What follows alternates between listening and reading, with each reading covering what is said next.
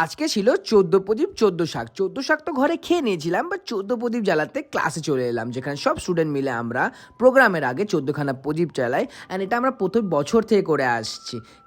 নিজের ক্লাসটাকে সুন্দর গুছিয়ে প্যাম্পার করতে আমার খুব ভালো লাগে। ক্লাসটা তো আমাদের বাচ্চার মতন, তাই না? তাই জন্য আমি চাই কি ওরা সবসময় সুন্দর মিষ্টিভাবে এমনিই থাকুক, অ্যান্ড হ্যাঁ, কারোর জন্য নজর না লাগুক।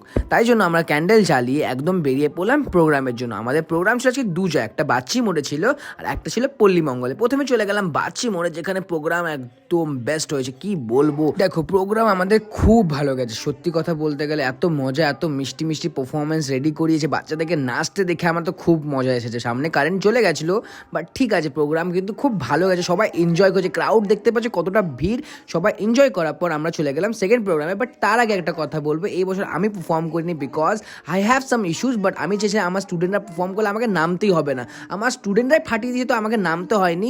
হ্যাপি দিওয়ালি সবাইকে। এমনি ব্লগের জন্য সাবস্ক্রাইব আর ফলো করে নিন।